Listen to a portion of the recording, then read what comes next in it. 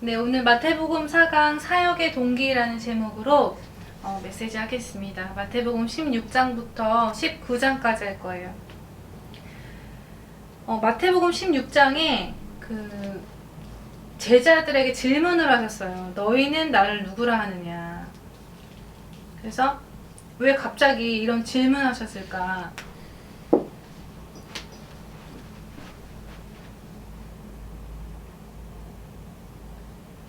하나님이 질문을 한다라는 것에 우리가 중요하게 생각을 한번 해봐야 되죠. 근데 이 질문을 하셨을 때 그 배경을 또 봐야 되는데요. 이거를 누구한테 질문했냐 하면 그 유대인, 자기 제자들한테 질문을 했어요. 사람들이 나를 누구라 하느냐. 첫 번째 질문은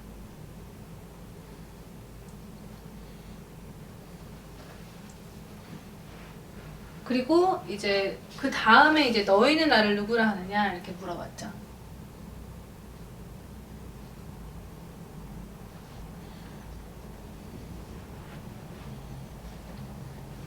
제자들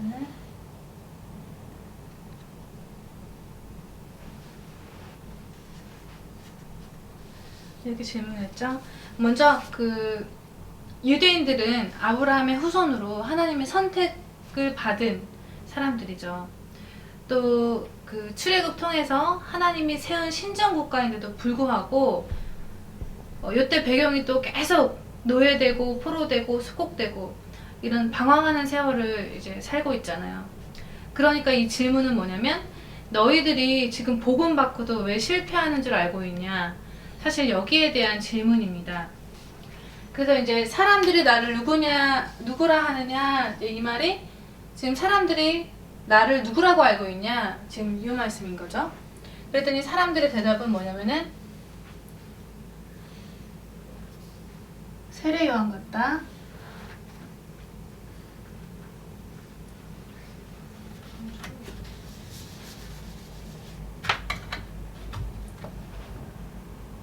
그 다음에 엘리야, 그 다음에 예레미야, 선지자 중에 하나라고 알고 있다. 그래서 이렇게 이제 그 대답을 하죠. 요 얘기는요, 나도 모르는 사이에 내게 있는 종교성을 말하는 거예요. 이게 뭐냐면은 사람들이 알려주지 않아도 우리가 무언가 섬긴다라고 했을 때 갖게 되는 그런 심리적인 마음의 그런 것들을 지금 얘기하는 건데요. 예를 들어 보면 한국 같은 경우는 비나이다 하는 그런 무속신앙을 가지고 그대로 교회로 와서 하나님한테도 비나이다 하는 거예요. 기복신앙 하는 것처럼 정말 하나님이 성경에서 원하시는 믿음이 뭔지 모르고요. 왜 꼭 믿어야 되는지 그 이유에 대해서도 모르고 교회만 왔다 갔다 다니는 그런 사람들이 있죠. 진짜로 여기 보시면 사람들 대답은 물론 예수님을 굉장히 존경하고 있거든요. 근데 예수님을 세례 요한이나 엘리야나 예레미야나 선지자 중에 그냥 하나라고 생각을 하고 있어요. 근데 여기에 대한 또 의미가 있어요. 세례 요한 같은 경우는요, 어떤 사람이냐면은 이 세례 요한은 예수님이 이 땅에 오시기 전에 미리 그 예수님의 길을 예비하라고 보낸 선지자죠. 그래서 세례 요한의 임무는 예수님의 길을 여는 모든 유대인들한테 예수님이 하나님의 아들이다, 하나님의 어린 양이다 라는 것에 대해서 이제 구약에 예언되었던 그 양, 그 주인공이라는 것을 알리는 선지자로 부름을 받은 사람입니다. 근데 이 세례 요한이 죽을 때 한 일이 있어요. 죽을 때 딱 한 가지 일을 하고 죽었는데요. 그때 당시 헤롯의 동생 빌립이 있어요. 그 빌립의 그 아내가 헤로디아죠. 그 헤로디아를 자기 부인으로 삼았어요, 헤롯이. 근데 여기에 대해서 세례 요한이 지적을 했죠. 어떻게 네가 왕이 되어서 네 동생의 와이프를 취할 수 있냐? 그거는 옳지 않다. 그러면서 이 헤롯에게 그 율법적인 죄를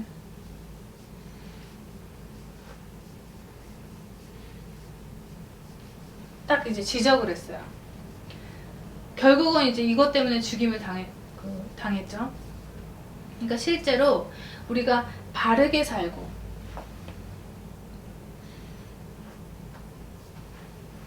도덕적이고 정의롭게 사는 것은 당연한 거죠. 근데 마치 율법 잘 지키고 바르게 살고 정의롭게 사는 것이 그게 예수님을 믿는 거다라고 하면 안 되는 거죠. 예수님이 이 땅에 오신 이후의 본질이 이게 아닌 거죠. 그래서 지금 바르고 정의롭고 정말 잘못한 것은 잘못했다 지적하고 이런 것들이 오히려 복음의 본질을 놓치게 하는 요소가 될 수 있기 때문에 지금 하나님이 너희들이 이렇게 믿는 건 지금 잘못 믿고 있는 거다 라고 이제 알려주시는 거예요. 잘못된 신앙 지적해 주시는 거고요. 또 엘리야 같은 경우는 유대인들 중에서 굉장히 그 능력의 선지자죠. 엘리야를 통해서 하늘에서 불이 내리기도 하고 비가 내려오게 하기도 하고 그런 능력의 선지자로 유명하기 때문에 사람들이 그렇잖아요. 우리가 하나님 믿는다 하면은 굉장히 능력 이렇게 생각하는 사람들이 정말 많아요.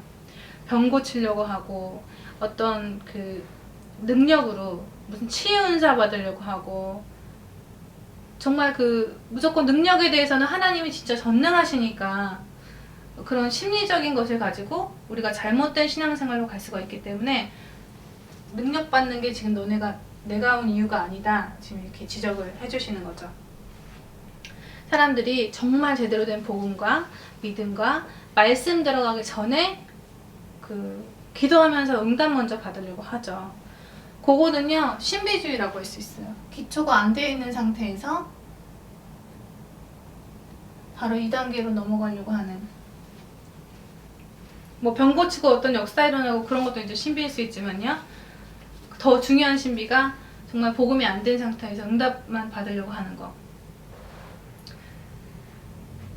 그래서 그 체질 같은 거 엘리야라고 합니다. 유대인들이 볼 때 굉장히 능력의 선지자다. 예수님은 그렇게만 보고 있기 때문에 이제 예수님을 찾는 거고요. 또 예레미야.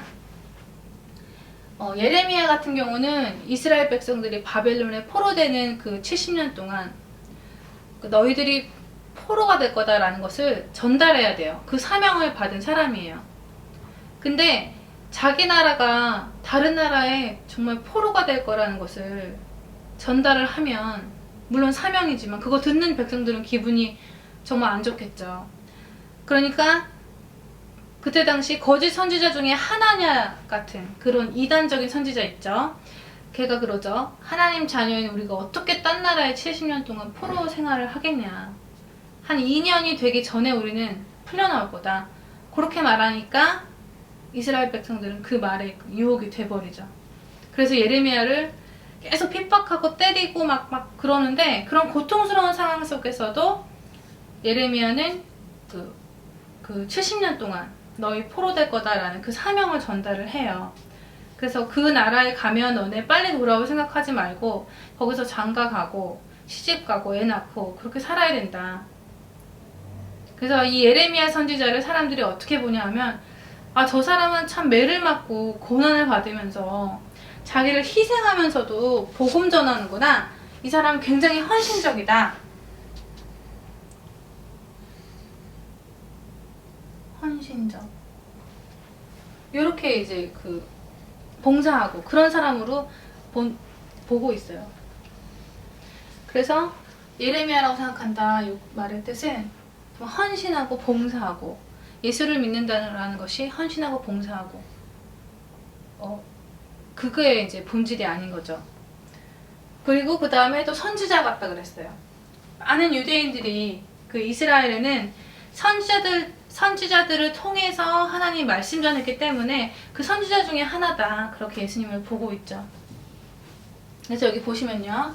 우리가 율법적으로 아무리 바르게 살고 정의롭게 살아도 이게 구원의 길이 아니죠. 그리고 우리가 정말 신비적으로 능력받고 병 고치고 어떠한 정말 체험한다고 하더라도 요 능력으로 사단을 이길 수가 없어요. 우리가 또 헌신하고 봉사하고 정말 사랑을 많이 베풀어도 이거 가지고 우리의 죄, 문제를 해결할 수가 없어요. 그리고 우리가 지금 성경 공부 많이 하고 많은 성경 지식을 전달한다 하더라도 정말로 참된 그런 성경적인 응답을 받을 수가 없어요. 그래서 지금 이제 제자들한테 물어보죠. 너희는 나를 누구라고 하느냐? 그랬더니 이제 답이 나왔어요. 뭐라 그러냐면요. 주는 그리스도이시고 살아계신 하나님 아들이십니다. 이 고백에요. 예수님이 과연아 시므나 네가 복이 있도다 그러시죠. 그러면서 세 가지 응답 주신다 그랬어요. 반석 같은 내 교회, 음부의 권세가 이기지 못하게 하고 천국 열쇠 주겠다 라고 하셨습니다. 그래서 이 마태복음 16장 16절 주는 그리스도시요 살아계신 하나님의 아들이십니다. 이 고백이 복이에요. 하나님이 가장 원하신다는 거죠. 왜냐면요. 하나님 아들 이 그 단어 자체가 사람의 아들이 아니잖아요. 그렇기 때문에 사단을 이길 수가 없어요. 그리고 이 그리스도 그 사역도 사단이 꺾이는 사역이기 때문에 절대 어떠한 그런 종교도 흉내낼 수가 없습니다. 오직 하나님만의 방법입니다. 그래서 예수님의 질문에 있어서 사역자가 어떤 메시지 가지고 사역을 하냐 이 말은 어떠한 그 동기를 갖고 사역하냐 이 말인 거예요. 그래서 보통 사람들이 사역할 때 뭐 능력을 강조하시는 그 분들도 있고요. 체험해야 된다. 막 방언받아야 된다. 그런 사역자들도 있고요. 또 어떤 단체는 성령 체험해야 된다. 뭐 그러고 강조하고 또 어떤 데서는 정말 바르게 살아야 된다. 뭐 율법적인 것을 강조하는 것도 있습니다. 사랑해야 된다. 뭐 가난한 사람 도와주자. 그러한 동기로 사역하는 사람들이 있는데요. 그런 것들은 다 사단을 이길 수가 없어요. 우리가 복음과 종교 구분할 때 사단을 이기냐 못 이기냐. 이길 수 없다면 종교가 되는 거죠. 왜냐하면 다른 종교에서도 뭐 능력받고 봉사하고 체험하고 바르게 살고요. 사랑하고 뭐 그렇기 때문에 이제 그렇죠.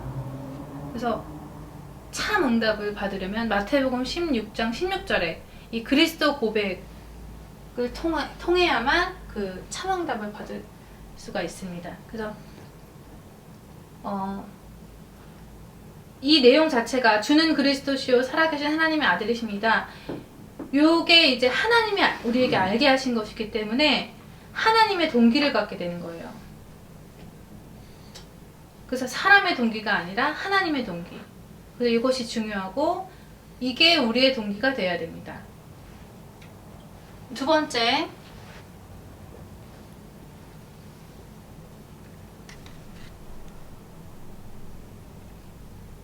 마태복음 17장. 여기서는 그 예수님이 베드로하고 야고보, 요한 따로 데리고 높은 산에 올라가세요. 근데 그때 이제 예수님이 얼굴이 변형이 됐다 그래요. 얼굴이 해같이 빛나며 옷이 빛과 같이 휘어졌다 그러는데 잠깐 성경을 읽어보면요.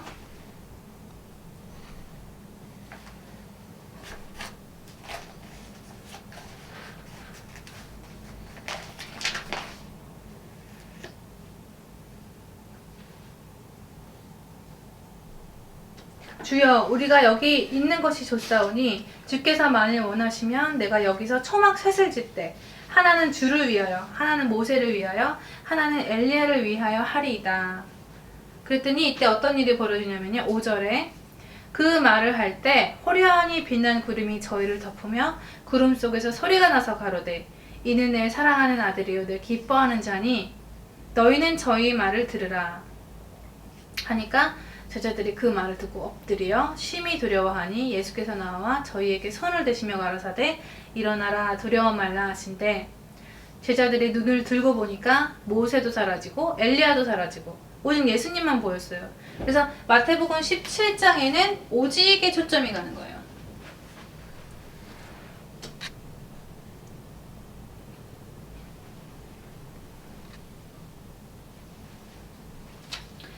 그러니까 말하자면 엘리야도 정말 훌륭한 사람이고 모세도 진짜 얼마나 훌륭한 사람이에요. 하지만 그렇게 예수님을 믿으라는 게 아니에요. 우리는 하나님 형상대로 지음받은 인간의 답은 하나, 오직 예수. 요것만 답이에요.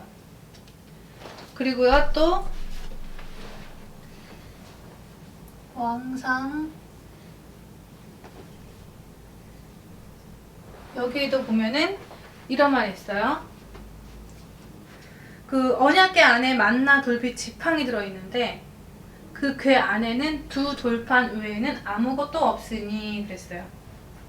그 이스라엘 백성들이 애굽 땅에서 나올 때 여호와께서 저희에게 언약을 맺었을 때 호렙산에서 그 안에 넣은 것이더라. 그 말씀, 그 돌비죠. 언약궤에는 말씀만 남았더라. 여기서는 오직 예수만 남았더라. 그 예수님은 말씀이시죠. 그래서 어떤 것도 용납하지 않게 유일성, 오직 그리스도, 복음만이 사역의 동기가 되어야 됩니다.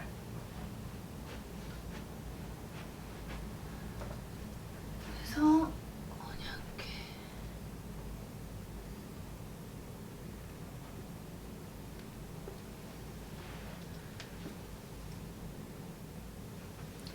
세 번째 마태복음 19장. 여기 보시면은 한마디로 말하면 관심에 대해서, 관심, 사람들의 관심과 하나님의 관심이 얼마나 다른지 이제 알 수 있는데요. 18장에 보면 예수님이 따라다니던 사람들이 질문을 해요. 사람들 질문. 유형을 보면요, 관심이 뭔지 알 수 있죠. 예수님한테 천국에서는 누가 제일 크니까? 라고 물어봐요.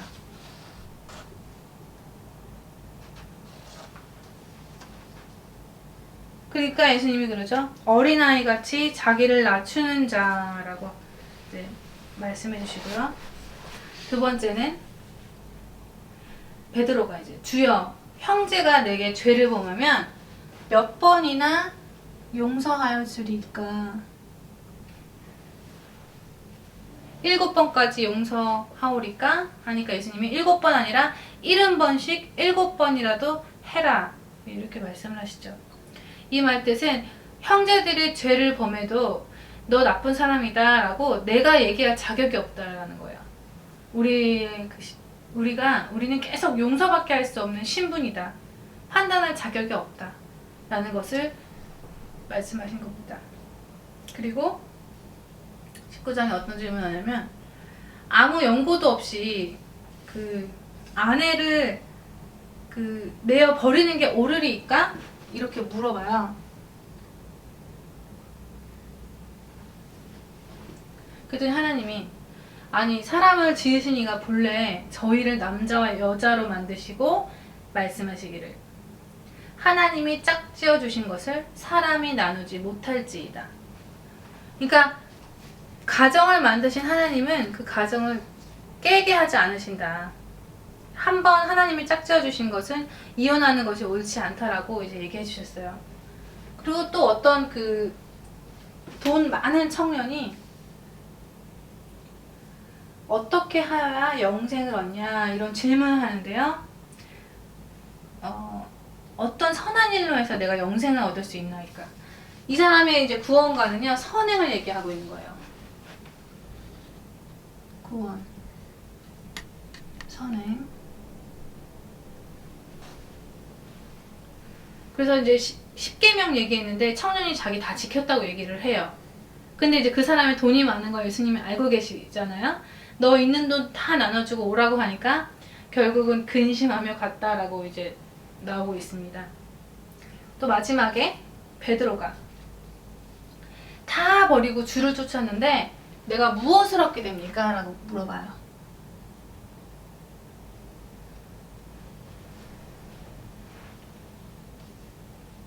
무엇을 얻게 되냐? 내가 다 이제 버리고 쫓았는데.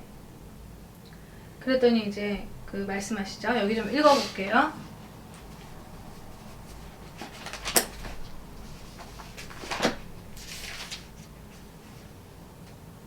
예수께서 가라사대 내가 진실로 너희에게 이르노니 세상이 새롭게 되어 인자가 자기 영광의 보좌에 앉을 때에 나를 쫓는 너희도 12 보좌에 앉아 이스라엘 12 지파를 심판하리라. 또 내 이름을 위하여 집이나 형제나 자매나 부모나 자식이나 전처를 벌인 자마다 여러 배를 받고 또 영생을 상속하리라 하시죠. 이 말씀은요, 나를 쫓는 것 자체가 지금 너희 축복이다. 무엇을 얻고 말고 할 게 아니다. 그런 의미입니다. 그리고 이제 하나님이 질문하시죠. 하나님 질문. 지금 사람들의 그 질문을 쫙 보시면은 어디에 관심이 있냐면 다 육신적인 것들이에요. 근데 이 질문 속에서는 얻을 게 없고 하나님 관심하고도 상관없는 질문들입니다. 하나님의 질문은 이사야 6장, 에스겔서 37장, 마태복음 16장 13절에서 20. 여기 지금 일단 요거 세 가지만 찾았는데요. 이사야 6장에 보면 어떤 질문이냐? 여기 보시면은 우시야 왕이 죽던 해에 이사야가 환상을 봐요. 높이 들린 보좌에 앉으셨는데 옷자락은 성전에 가득하였고, 좀 읽어보면요.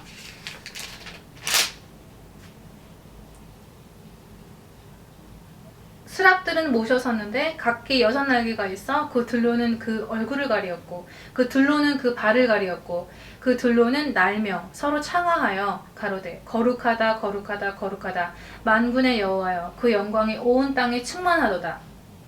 그 성전에 하나님의 영광이 가득 찬 걸 보고 이사야가 환상 중에 보고 깜짝 놀라죠. 영안으로 성전 안을 보니까 하나님의 영광이 가득 찬 거예요. 근데 육안으로 볼 때는 안 보였다는 얘기죠. 그래서 영적으로 환상 중에 보니까 이거를 하나님의 영광을 못 본 것이 큰 죄로다. 그 죄에 대한 것을 깨달으면서 그때 하는 말이 5절에 나여 내가 망하게 되었도다. 나는 입술이 부정한 사람이요 입술이 부정한 백성 중에 거하면서 만군의 여호와이신 왕을 배웠음이로다. 이제 그러는데요. 이때 이제 제대로 그 죄에 대한 깨달음을 통해서 천사 통해서 이제 그 죄사함 을 일으켜요. 그러면서 보라 이것이 네 입에 닿았으니 네 악이 제하여졌고 네 죄가 사하여졌느니라. 이 죄사함을 받죠. 이 죄사함 받았을 때 하나님의 음성 들리죠. 내가 누구를 보내며 누가 우리를 위하여 갈고, 이렇게 이제 하나님의 음성이 쫙 들리는데 그때 가로되 내가 여기 있나이다 나를 보내소서. 네, 하나님의 영광이 지금 사실 가득 찬 곳이 지금 세상인데 사단이 노략질을 하고 있어요. 이 사실을 보지 못한 신자들은 죄가 가득한 거예요. 그래서 여기에서 알 수 있듯이 이 세상이 지금 하나님이 창조했는데 사단이 노략질을 하고 있고, 이것 때문에 지금 하나님 누군가를 보내야 되는데 그곳을 누가 가냐? 내가 여기 있나이다. 이 소명의식을 받고 깨달아야 되는데 그게 잘 안 되고 있습니다. 그래서 이것을 깨달으라고 이제 하신 거고요. 에스겔서 37장에도 여호와의 권능으로 내게 임하시고 그 신으로 나를 데리고 가서 골짜기 가운데 두셨는데 거기 뼈가 가득하더라. 여기서도 보시면은 하나님의 신이 무슨 일 하는지 나오는데요. 골짜기에 뼈가 가득한 걸 보게 돼요. 그래서 성령은요, 현장을 보게 하시고요, 현장을 가게 하시는 게 성령입니다. 그래서 그러죠. 인자야, 이 뼈들이 능히 살겠느냐? 물어보니까 주께서 아시나이다. 너는 이 모든 뼈에게 대언하여 이르기를 너희 마른 뼈들아 여호와의 말씀을 들을지어다. 그 하나님의 말씀을 듣도록 대언을 하라 그래요. 말씀을 대언하니까 뼈들이 막 살아나는 역사가 일어나죠. 근데 이게 지금 신자들한테 주시는 메시지입니다. 현장에 죽어가는 저 뼈들이 어떻게 해야 살겠느냐, 이거를 묻고자 하는 질문이시고요. 지금 많은 신자들이 신앙생활을 하긴 하는데 제대로 된 복음이 아니라, 다시 한번 말하자면은 세례요한, 율법 잘 지키고 바르게 사는 게 예수님 잘 믿는 거다. 엘리야, 능력받고 뭐 체험하는 게 내가 하나님 좀 잘 믿고 있다. 헌신하고 봉사를 해야 된다. 그리고 성경 공부를 많이 해야 된다. 정말 요렇게 믿는 것이 예수님을 잘 믿는 게 아니라, 정말 이 고백을 통해서, 예수께서 하나님의 아들 그리스도란 고백을 통해서 정말 참 응답을 받아야 되죠. 그래서 정확히 나를 제대로 알아라. 정확한 답을, 나를 어떻게 믿어야 되는지 정확한 답을 다시 질문하면서 현장을 가는 제자들, 마태복음 16장. 그래서 제자 훈련, 현장, 교과서에 눈을 뜨게 하고 씨 뿌리는 비유, 안식일에 초대하는 거, 어떻게 사단 결박이 되는지 알고 하는 자에게 다시 점검한 그런 신앙입니다. 그래서 예수께서 하나님의 아들 그리스도다, 이 신앙만이 지금 마태복음 28장에 너희는 가서 모든 족속에게 제자 삼아라, 그 사역을 할 수 있기 때문에 정말 우리가 중간 점검을 통해서 동기를 다시 한번 바르게 가져야 되겠습니다. 네, 오늘 마태복음 4강 사역의 동기 마치겠습니다.